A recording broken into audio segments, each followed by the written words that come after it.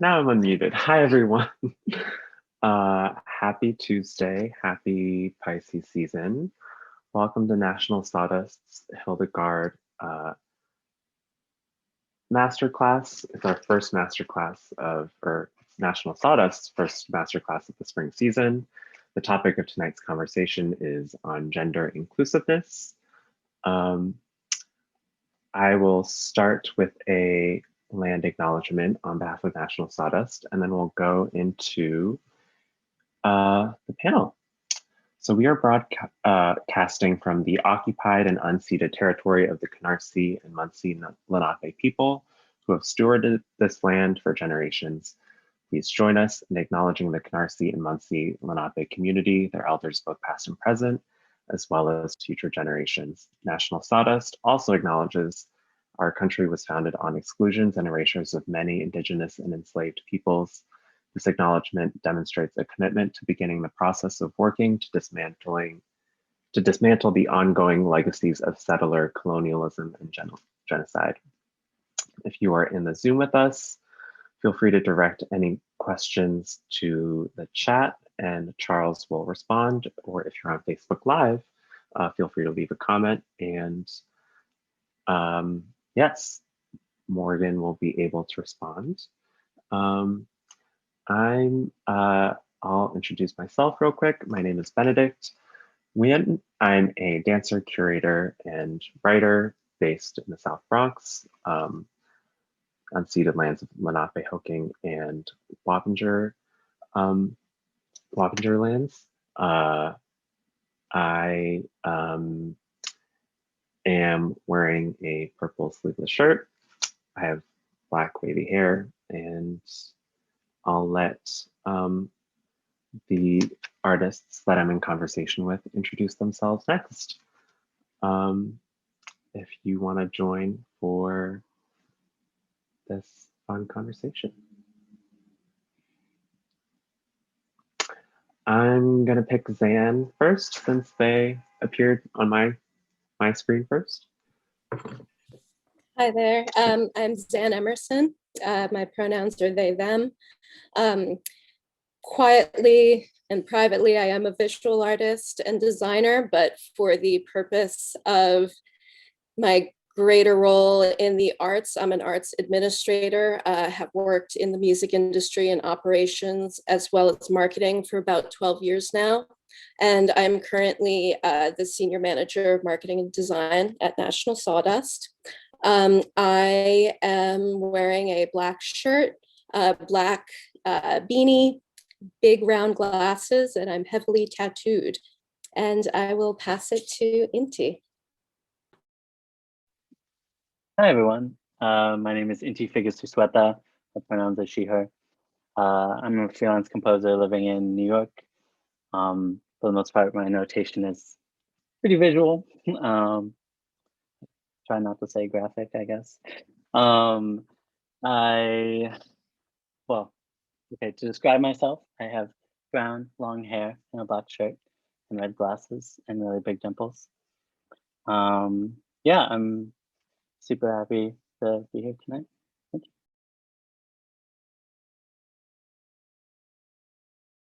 Hello, everyone. It's such a pleasure to join you this evening. My name is Keon Williams. I am a visual artist based in New York City who works fluidly across video, sculpture, performance, and 2D realms. I am currently in my home in Brooklyn, New York with my library in my background. I have long, luscious black hair, and high cheekbones, and long nails. We love a thorough self-description. Yeah. So when we first started talking about this, one way of approaching this topic was through language. Yesterday was International Women's History Day, supposedly. I do not keep up with these Hallmark celebrations, for better or worse, but yeah. what are some thoughts folks have on, yeah, how the language that we use around gender, the idea of a women plus, which we talked about last week. Does anyone want to start us off? Since we had our, some of us met about this earlier, one thing that has been really stuck in my mind is who does language protocols, standardization, who does that actually serve? Thinking in the side of like neurodiversity, setting standards for, say, eye contact, setting standards for how one communicates, always ends up serving those in power. And I wonder too, with when it comes to sort of pigeonholing gender into, the listings that you see organizations putting out for, for competitions, female, trans, non-binary, who does that actually help? And I do wonder and kind of think that that goes back to, it's for those in power. It's not for those who are necessarily that those organizations are trying to empower. So that's kind of my first, it's obviously there's so much more, but yeah, my first thought that I've been stuck on with that recently.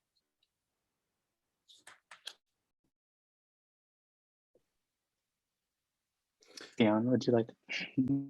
I mean, sure. I think language is so, Toni Morrison says that, we do language and that like, language creates us. Language is a part of like, how we forge our sense of selves, community, sense of belonging.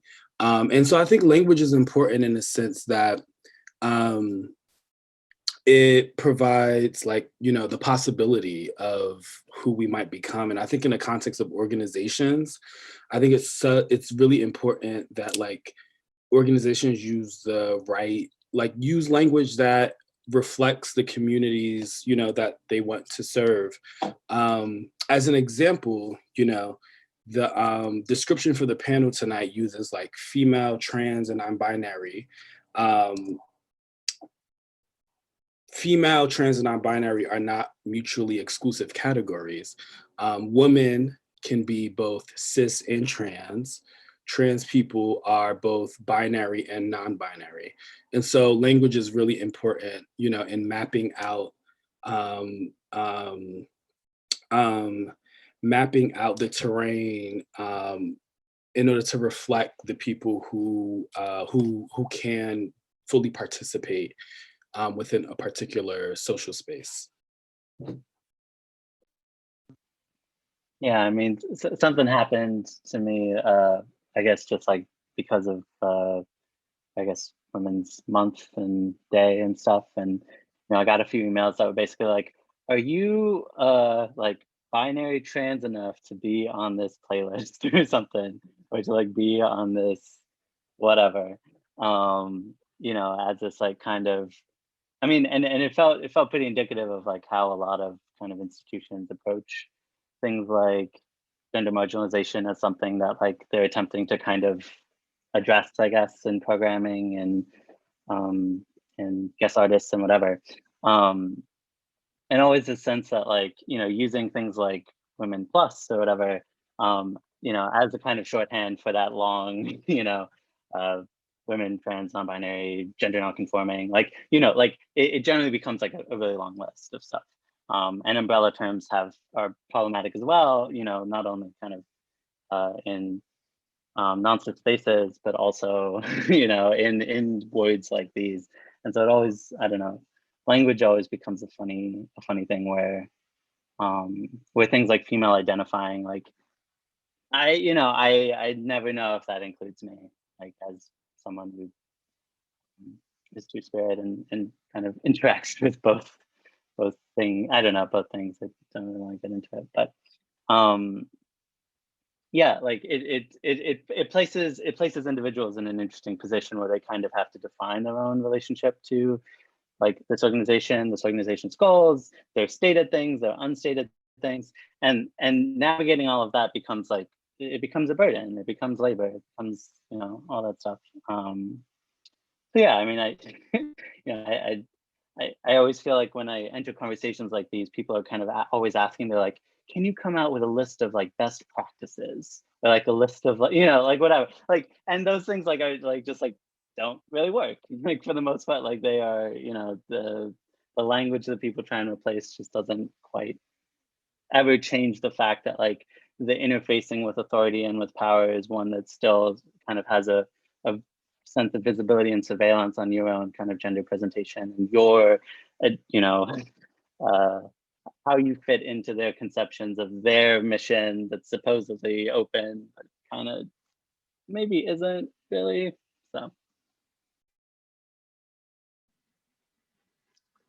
So I'm curious how y'all navigate those interactions, whether it's a call, whether it's an instance where we're asked to explain ourselves, whether we're asked to explain or describe our work in terms of, you know, some filter, be it gender, be it race, be it ability, disability, like what, how do, you know, in the communications, the languaging with the institution, what are some things that y'all think about?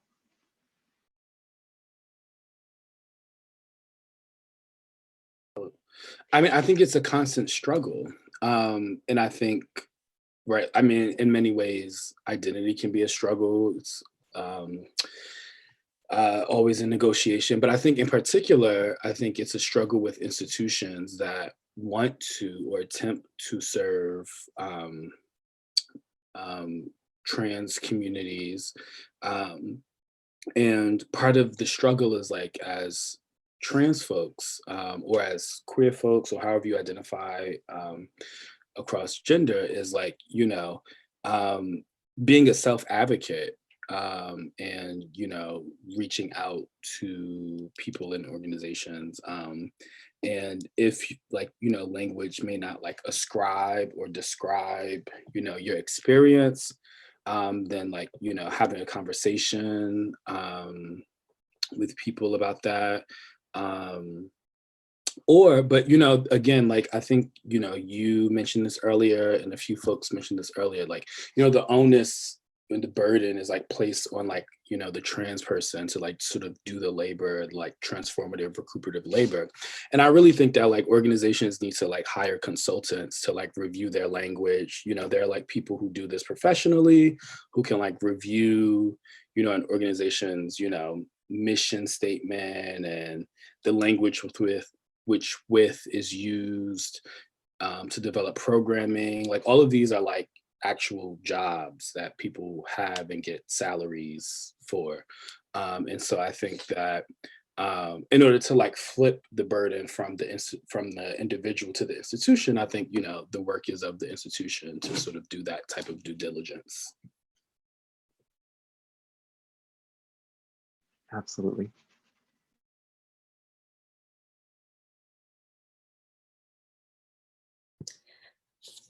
It's coming from the side of a marketer, and a marketer who has always been uncomfortable with being a marketer for what it is, but also kind of, I like rising to that challenge in doing, you know, basically if I were to, you know, sum up what I've done in the music world is, you know, because marketing is based upon, well, really it's trying to just get audiences interested in the work that the organization is presenting. And but the kind of like nasty part of it is that it's really in conflict with what a lot of true art, how it would ever be described, because marketing is about recognizable words. It's about short descriptions. And like in reality, especially at the places that I'm used to working, like it's very hard to ride that balance of giving the wild range of expression to give it justice on an Instagram post is like, that's the balance, you know. An easy way is like, you know, knowing which artist like to not say is a jazz musician, even though like that's how the marketer wants to tag it, because you got to do justice by the art. But I even, you know, that's also part of that side of it with institutions is, and I see it in myself, like it's such a fast moving flow of let's get out information that like I don't think the even myself as a trans person who wants to be like so, you know, aware of you know, any person's identity, like I have absolutely made mistakes as a marketer, which then like, you know, makes me feel obviously like terrible. But how do you set up, you know, I do think there's something to be said for just like getting all sides of the institutions way more bought in to the intricacies of identity is will only, you know, help it come out in the sort of like nasty clean cut way that communications usually gel together.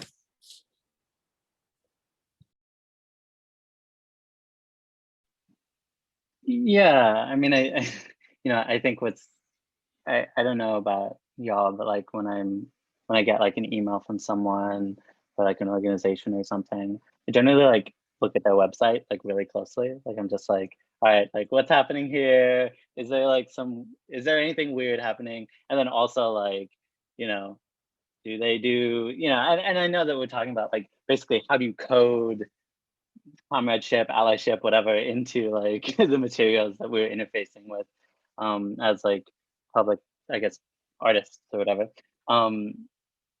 But I mean, I guess one of the like funny things is like, you know, you look and you're like, oh, everyone, you know, kind of everyone has their pronouns, but none of them are trans. So it's like, okay, like, you know, I guess they've said like a couple of things. Like maybe I can, you know, maybe I feel a little bit more comfortable broaching subjects around treatment in real life through programs, through whatever. But I mean, I have just personally like felt like most comfortable. It was literally like a trans administrator in the room or in, you know, in the organization in some way. And it has been like transformative. Like I don't know, for example, I did like a program with the American Composers Orchestra, and Aiden Feldkamp is a he, him, they, them on that staff, and just like that program was completely different from other spaces I had been in, where it's like no one talked about pronouns, no one talked about like interaction, no, you know, there was no kind of, and I mean, maybe this fits into some of what you're saying, Zan, too, of just like, you know, when it comes to the nitty gritty of running things, the first thing to go are these things. But it's like, that's like the, like, that's like the most like fundamental bedrock of just feeling like you can exist in a space as an artist and as even a creative influence when things are coming together and you're being misidentified and you're just like, I don't feel like speaking, like I don't like this thing, you know, this artistic experience is suddenly like not there anymore. So yeah, I don't know, I think just like hire trans people. That can be your like check mark.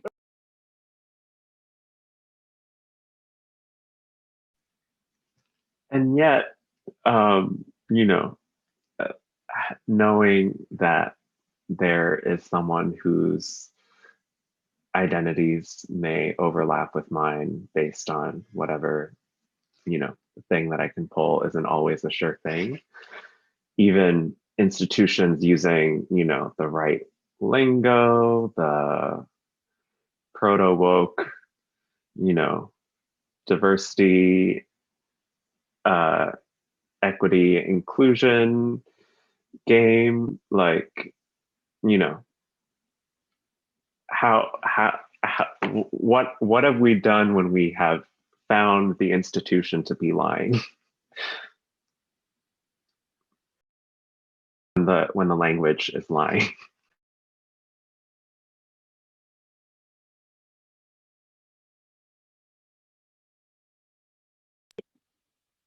I mean, I left my grad program because of that. Like, I've just, I generally leave.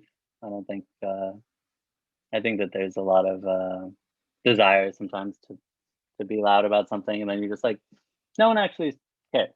Like, and maybe that's like, I'm skeptical, defeatist, whatever. Like, this has like been a thing that's happened, but like, you can bring something up 5, 6, 10 times or whatever, and like, are you gonna bring it up the 11th time? Probably not. Like, you're probably just not gonna say anything anymore. So I think that that's something where it's like when they just keep beating you into submission a little bit with like the way in which they're engaging with you and all that undercurrent. I it's a privilege to leave, but I think that that's something I've done.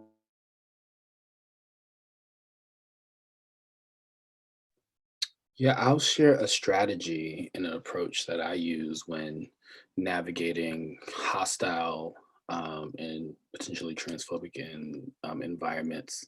Um, I like to practice what I call the politics of refusal, and the politics of refusal for me are refusing to sort of take on, I think what we've been sort of the undercurrent of a lot of our conversation is like taking on like the burden of like reforming the institution. Um, and ultimately, I think the question is like, um, the approach sort of as, you to center your needs. What do you need in this moment? What can you get out of this? And allow like your needs to really be the compass and the guide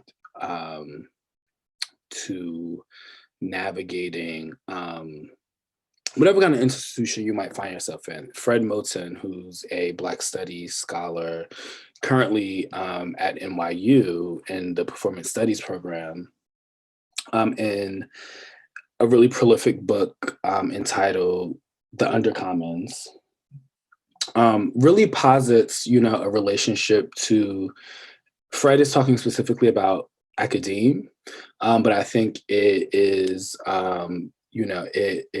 it translates to any type of like, an individual who comes from a community that has experienced various kinds of systemic violence and subjugation, how one navigates being in a hegemonic institution. And Fred, I'm going to misquote Fred, but says like, take what you need, take what serves you and move on.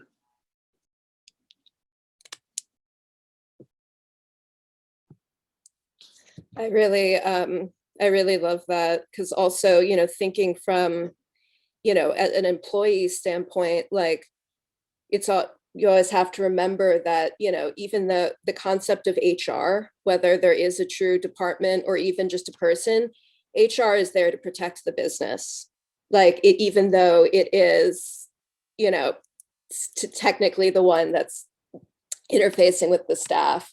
I have been incredibly fortunate in my my life, and especially, well, at least since I have came out, that I have found support from higher up than me in institutions, but I know that that is wildly not the norm, especially in music industry. When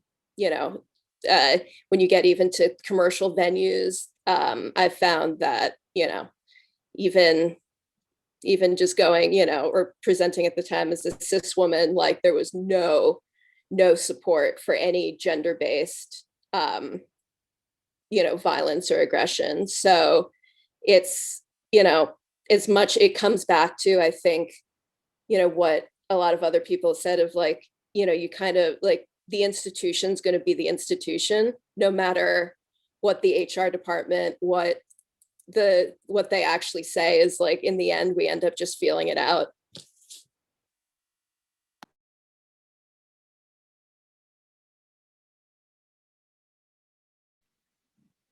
Yeah, and yeah, thank you, Keon, for citing Toni Morrison and Fred Moten and in this consideration. and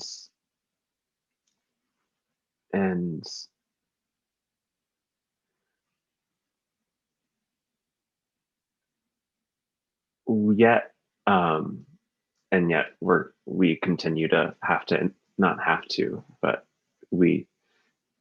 the nature of the arts economy, the art world, however you want to call it, it's hard to avoid continued relationships with institutions.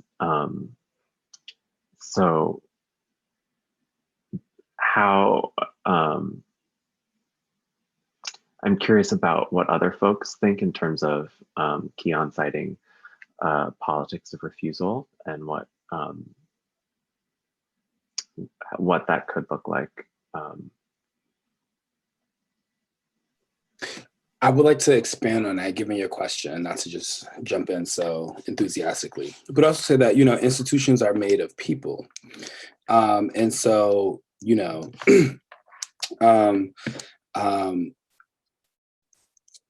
I want to say that, there are also possibilities of like meeting people who deeply affirm and nurture and uplift you as an artist and as a person. And that transcends, that type of human connection transcends an institutional affiliation. Like I have, teachers and professors and mentors who I met in undergrad at one institution, who then moved to like a different institution, and the relationship,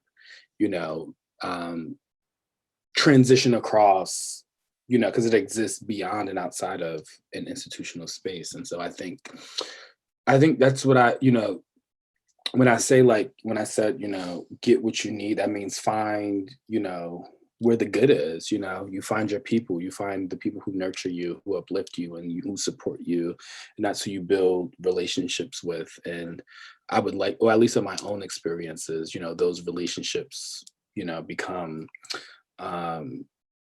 sustain, beyond space and time and institutional affiliation.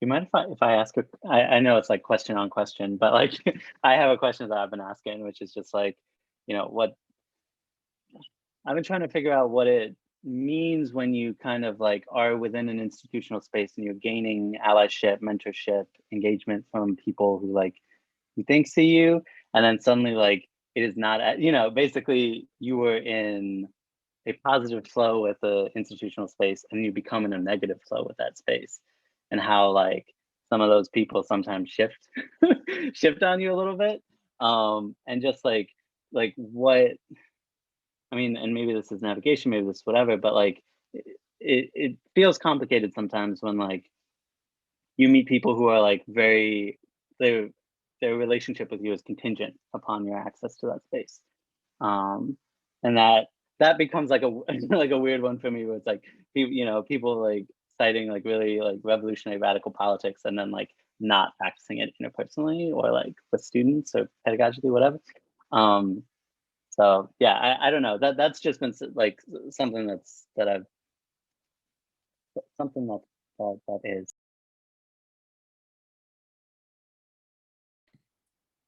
It's not I don't know, certainly not an answer, and I might just be kind of putting out yet another thought or question, but like, it's so hard to not, when talking about this and when thinking about, gender, institutions, patriarchy, it is so hard to not get wildly universally big. I think of like the somewhat blasé, but I definitely use it, statement, there is no ethical consumption under capitalism. Like, I wonder with like in that kind of like, what do you do? Is there also a similar like, there is no liberated trans art under the patriarchy? Like, I don't like, is that, I don't know if I believe in that, but it's been going through my head. And that's when I think, because like with the statement on capitalism, it's like, well, what do you do? Here we are. On one hand, you do want to break it down, but you also kind of have to take what a lot of times the practicality of it, because we're under capitalism, we're under the patriarchy, I think comes back to, I love the, you know, the get what you need, because it's, I feel like sometimes when you do get so wildly big with how, you know, how absolutely oppressive all of these systems really are for the other from patriarchy, like you could get stuck in that endlessly. So that's, yeah, I'm definitely really resonating with the, you know, maybe one of the most practical answer is really that you know, keeping very focused on the individuals, on the relationships that do, you know, bring us light, and, you know, figuring out how to, you know, deep state the system, so, you know, you're doing your best for yourself, because yeah, otherwise you're just like, you could just always end there. It's like, well, it's the patriarchy.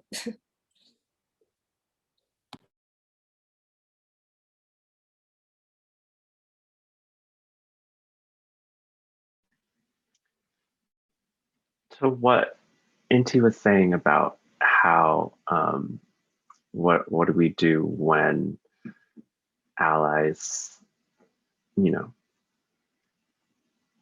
disappoint,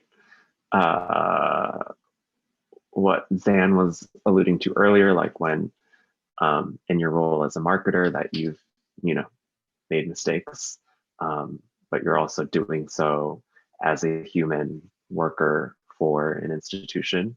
And so the ramifications of that are different than, you know, just conversations between friends. Um, how do y'all think about that process of, like, you know, whether we continue to take on, whether we bring something up for the 10th or 11th time, as Inti put it,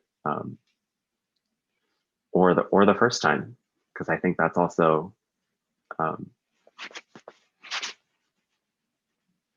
sticky situation.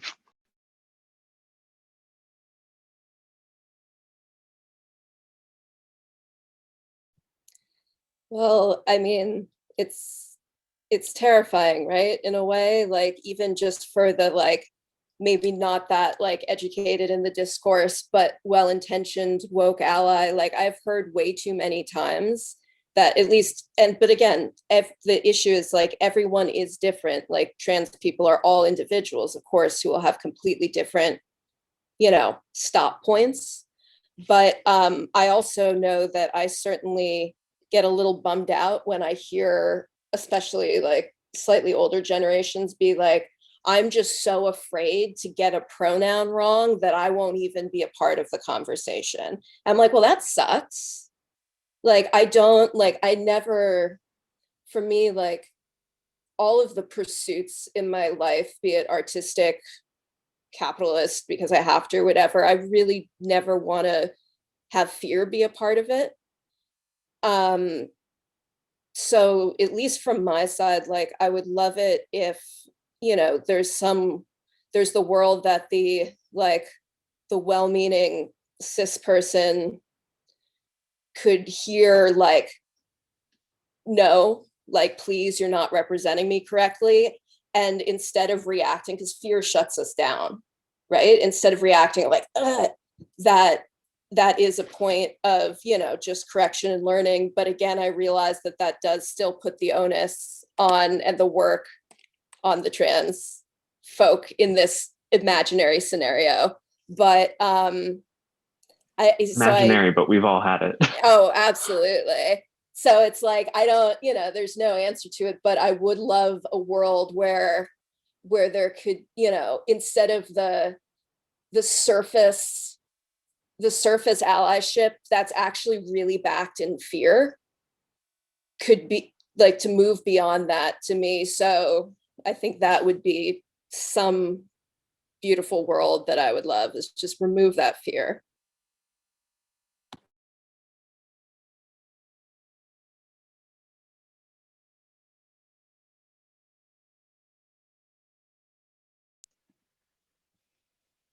Can you repeat the question? Oh, you muted. Oh, happy, not happy. Almost a year into the pandemic and New York City shut down, and we will absolutely continue to talk while we're muted. The question was, how do y'all think about that moment where we could take on more labor for the institution by explaining to them what they did wrong, or explaining to them anything really, whether it's the first time, whether it's the 10th, 11th time.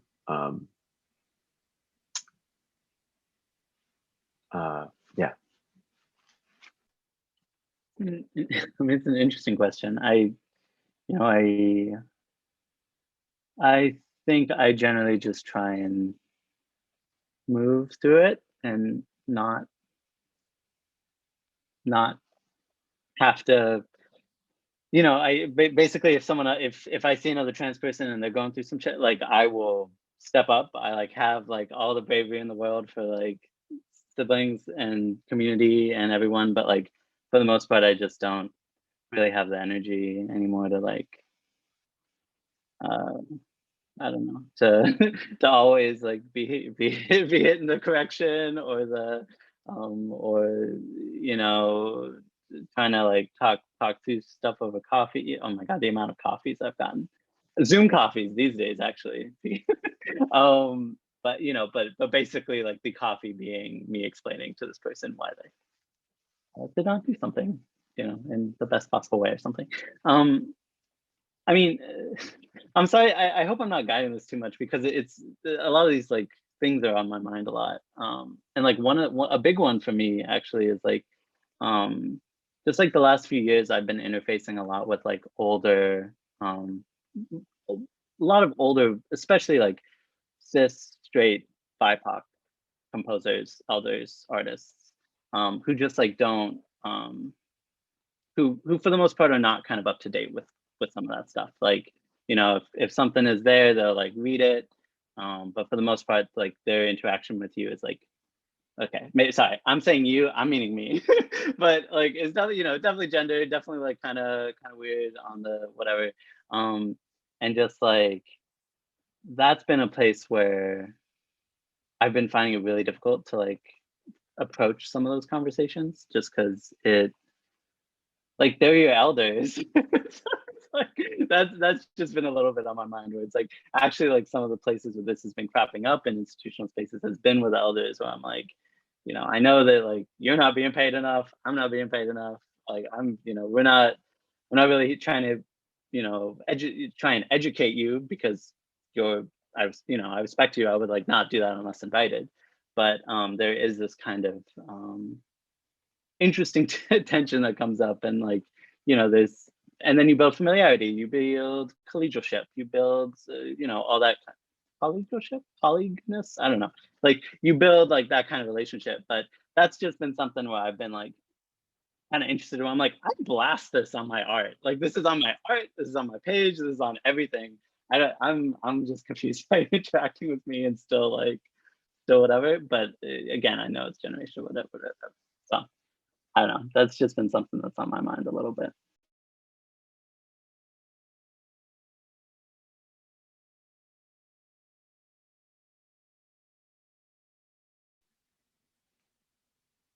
Jan, do you have anything you want to add, or we could keep it going? Yeah, I'm just mostly just like, I'm listening, I'm synthesizing, making connections. So yeah, I think we could continue. Cool. Feel free, if you haven't already, feel free to share any questions in the Zoom chat or the Facebook comments, and we'll respond to those soon. I have a couple more questions. The first one is just building off this question about these difficult conversations, particularly across institutional dynamics. We've talked about how us, we individually navigate those interactions, but I'm curious about possibilities for collective ways of thinking through them, as well as to Inti's last point about also like multi-generational, transgenerational ways of, thinking through like, something like gender and pronouns, which the discourse around that has changed so quickly over the last decade. And right, who do we, how much grace do we give? How much do we ask of our elders? And yeah, what can we offer younger folks who we're hoping to look out for? So that was like 5 questions in one. Respond however, yeah, feels. I feel moved to respond to this question. I think one like I really believe in solidarity, and by solidarity I mean in like talking to and talking with and sharing experiences with oppressed people across gender, across race, across nationality, immigration status, who might be facing similar forms of like structural violence. Maybe this isn't, well, in the context of an institution, I'll say this. I think like talking to your peers, talking to the people you work with, and maybe this is coming more out of like union, like labor theory. Like I think talking to people is so important because then like A, you don't feel alone in what you're experiencing. And then B, like you build solidarity, and that could potentially catalyze to like collective organizing, which is something I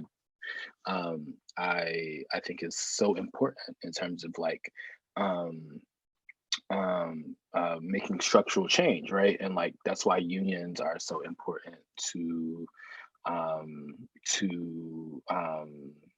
the economy and to like working class people, because it like collective bargaining and collective organizing actually works. Like it's a way that you wield power. And so I think it also maybe also like talking to your peers and having some type of forum through which you can communicate with the people with whom you share space and are in some type of community with, could be potentially be another type of forum through which you have conversations around like gender or shifting language around gender pronouns and practices, like those type of things. Part of it is like having an actual space and forum to like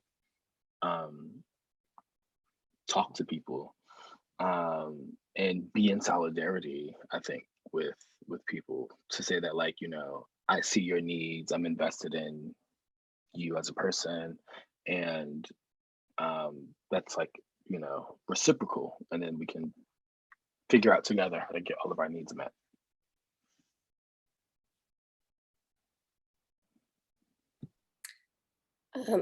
I thinking too of like off of like, what can we do in that collective sense? I think it's also so important to going back to the importance of individual connections and individual actions within the sort of hierarchies that we work within. If you think of a workplace, like, it's amazing how people who start assuming just a little bit of power, a little bit of boss, how that can very quickly lead to sort of the dismissive, just being dismissive of those who are coming up, and who, and I've seen so many people who, essentially are just bad managers. But beyond, so with that, I think it's just so important to remember that, like, even if you have to work within a hierarchy, to never dismiss those around you, even if they don't have the same access or power or history that you do. Because from a very cynical standpoint, they could be your boss in 5 years and you don't want them to hate you. But that's the cynical side of it. In the true side, it's like, especially when you see folks who, who are interested, and because like we are all like, especially in the arts, there are so many people who want to, be a part and have that access. And just to, I think it's always so important to not get jaded or power hungry, and just to always remember to, to bring people in and to help out. And to, it's all about, to me, remembering mentorship, and even if it's not structured mentorship, just being there for those in your, in your ecosystem is like, that's how I sleep at night. It's not like, it's not because I get a paycheck for doing what I do, even though that is a privilege. Like it's about the people that make it happen and being a part of it.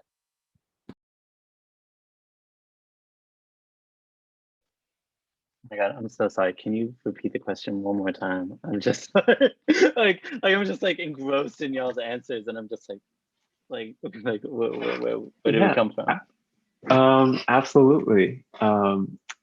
Version of the question was how can we think about our relationships to institutions beyond our individual responses and interactions, but more towards a collective theory. And Kian spoke to, organizing as a model, and Zan was talking about, and I'm summarizing this for the crowd as well, about my words, but like an ethic of care for the folks that were in community and co-workership, if that's, I will put a distinction there. But yeah. Yeah, I mean, I think, sorry, I don't have like a prepared answer, so I'm like from the gut or whatever. I've just been recently fascinated with the idea of just like building. Like, I know that my parents are both organizers, and so it's kind of capacity building is like a big thing, big strategy point, and big just entire process, practice, everything. But I've just been, especially in like music and composition, there's this, is pipeline the right word? Like there's a pipeline problem of, for the most part, like young, also I'm from DC. So, and we have our own very specific issues around just an incredible lack of arts funding and spaces and venues and young artist programs and all that stuff. And so maybe that is actually helpful context, in the sense that like having kind of not had those things, and for the most part kind of grown up going to like the Latin American Youth Center Art House, or like the Satara Center, which gave out free lessons, and like for the most part kind of a lot of my artistic background was like just like, I don't know, like sitting in these spaces, not particularly having instruction. Like it's made me interested in ways in which like, folks are interested in this work. I think there's a generation of trans artists who I think we, in the sense that I think otherness always kind of cultivates a constant dialogue with yourself, and constant questioning, constant understanding of true self versus self with power, or self in a space or something. That like I think / hope that enough of us are like getting relationships that like, as we like, if we're thinking like, okay, this institution just does not have enough Black composers, enough trans composers, enough neurodivergent composers, enough, what, for the most part, like every space like that. Like building programs that like, I hope that we have the, I don't know what the word is, like the experience, the knowledge, like, having gone through enough places where it's like been awful, just been like, okay, like what are the like, what are the bare bones of what this thing can be, and then what can it grow into, has always been like really interesting to me. Like, I think we all went through like 2013, 2014 Tumblr, like we all went through like those like long phases of like dialogue and debate and, you know, like internet sparring and all that stuff, to the point where I'm like, okay, I think I'm ready to like spar with like with admin and institutions and stuff, and like, you know, make it happen that way.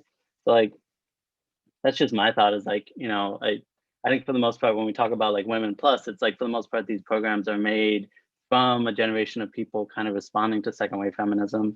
And like, they're like, okay, we're just gonna, you know, make it women centered. And then they're like, oh shit, we forgot, we forgot everyone else. Like, hurry, like, you know, bring them in or whatever. And just like actually make a space that's built around, you know, explorations and connection building between like queerness, dysphoria, diaspora, all of that stuff. And an actual artistic practice, and like an artistic practice that like has roots and has, you know, I don't know how else. Yeah. Totally, I'm following. Speaking of artistic practice, we had said last week there was a desire to talk about our own practices. At the start of the conversation, we talked about the ways that the, you know, opportunities and institutions can coerce artists into like, you know, describing their work in ways that they may not otherwise, whether that's tying that to specific identities or other aesthetics. But with that, you know, tossing that aside, yeah, what are y'all working on? This is a question that I was thinking of, and also comes from Shireen. I'll phrase it the way that she did. How does revolution and solidarity translate into the aesthetic experience?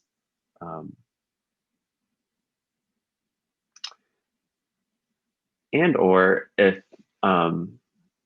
what are you working on, or what are you thinking about?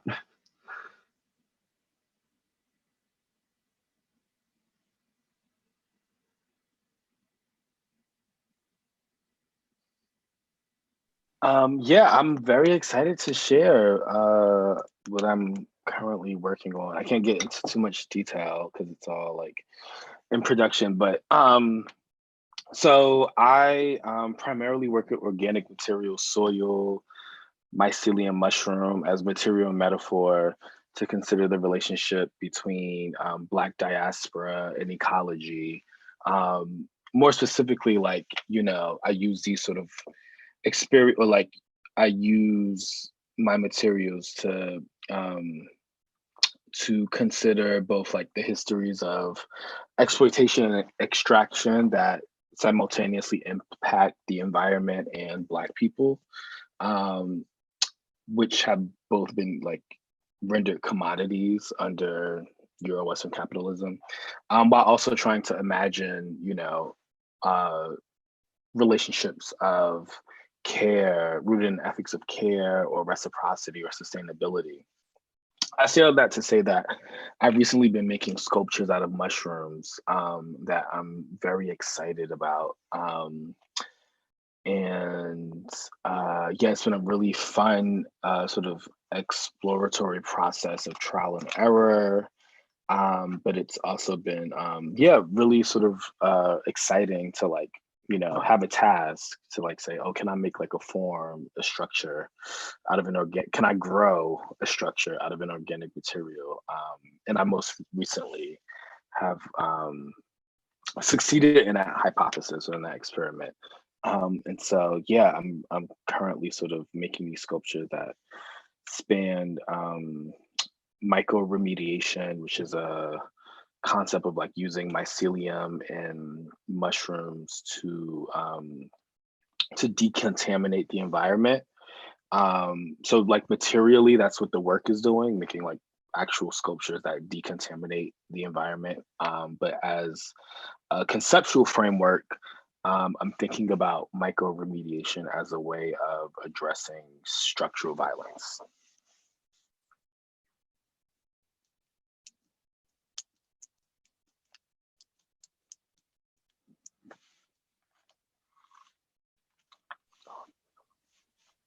I saw that incredible installation that got taken down by the river. Sorry, I know I don't know all the details about that, but I actually remember seeing that, and then I saw that we were on the panel together, and I was like, oh my god, like this is like an incredible project. So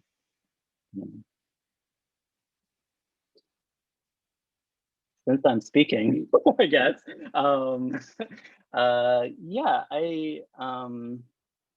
so I guess some background stuff. My mom is from Ecuador, and she's Andean indigenous, and so for the most part, my work kind of, and I grew up kind of away from a diaspora community, so for the most part, kind of receiving transmission directly. And so for the most part, my work kind of tries to use elements of like generative process with players, kind of very visually heavy scores, nonlinear systems, and a lot of kind of choice / navigation based stuff kind of around a 2D score for the most part. Sometimes they move, sometimes they're a little more dimensional. But for the most part, this past year has been focused on a series of string quartets. I think the string quartets are a pretty interesting medium. I feel like I got kind of like, enough people told me that they were cool that I thought that they weren't cool, and then I started writing them, and then I was like, okay, they actually are cool. So it's been nice. One of them that's coming up in August. I think it's going to be premiered at the Time Spans Festival at Jimena Center. That one's called Patterns in Nonlinear Time, and it's all about using kind of is the first time that I actually brought in Indian indigenous imagery into the score itself as something that was like interacting with more traditional modules and stuff, and kind of trying to build pathways and laneways, and then kind of a rigorous, very, very long rehearsal process in terms of building all of the connections between like how a certain technique or a certain sound might represent like 5 different states of one of the constellations. The other thing is just that Andean constellations, the living ones, so the ones that actually, so they were like the stars, and they were more like narrative. They had more of a historical reference, and then there's this thing called like the Great Rift in the sky, and it's like this giant patch of like just pure darkness. And so in that they saw multiple constellations that were like living constellations, so ones that reflected on Earth. And so there was kind of this idea that like invoking the image itself had a kind of material relationship with the world. So for example, when you saw like the snake constellation in the sky, it meant that the snakes were coming out soon or something, like there were relationships that way. So yeah, the piece kind of explores a bunch of that stuff, and that's So can I ask, is this going to be presented, or like where this might be presented? Yeah, so I hope it's going to, if we're in person, there's a place called the Jimena Center for Music, and I think it's on like 34th or 36th Street. And there's a festival every year of like experimental music. And so this ensemble called Jack Quartet commissioned this piece through this thing called the Jack Studio, and then they're going to be presenting it at this thing, and it's going to be like 30 to 45 minutes, and going to hopefully be like, yeah, very beautiful. Oh, and the room that it's in is like all wood, and so it's like really, really beautiful. Amazing. We're close to time, but Zan, do you want to give a version of an answer to this question? You're muted. I pressed the button, but it didn't click. The one thing because I could probably talk about my relationship to being an artist for a long time, but I specifically made a choice when I was much younger that and it might have come a little bit out of fear, but also of, to me, a lot of my work, which is very often, things that ride the line between art and craft, jewelry and metalwork, weaving, even tattooing. To me, the process is so personal that I made the choice to not try to monetize it, because I think I was maybe even a little too afraid to put it out with that much pressure on myself. So I've been weaving a lot recently because I find it very therapeutic. Just one thing over and over and over again. And then I have something, that means a lot to me to give people I love. But that's my artistic practice at the moment. Beautiful. Thank you so much to everyone for tuning in to this fun live stream. Benedict, what are you working on? We're at time. Is that a sufficient excuse? I have been alerted that we are at oh, okay. I'm getting the go ahead. Yeah. What am I working on? This pandemic has really changed how I'm relating to my body every day. Between hours of sitting, I am, now more than ever thankful for my dance practice, and I dance in the park. I dance in front of strangers, and that's been like a fun social experiment for me. Been writing a lot of poetry this pandemic, and some of that's forthcoming later this year.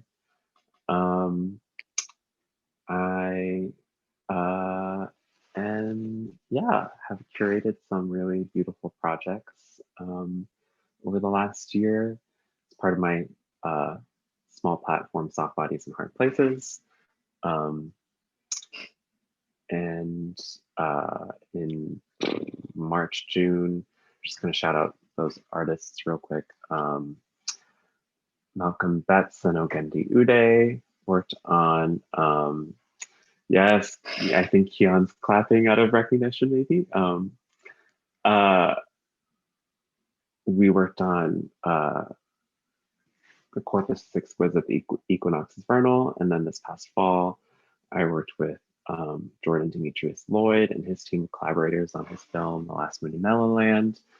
Stephanie George has been a dear friend and collaborator through both of those projects. And yeah, that's what I've been working on. Okay. Can't believe I got put in had to talk about myself. It's not why we're here. Thanks so much, everyone, for tuning in. Thank you, National Sawdust, for hosting this Hildegard panel on gender and inclusiveness. And have a good evening.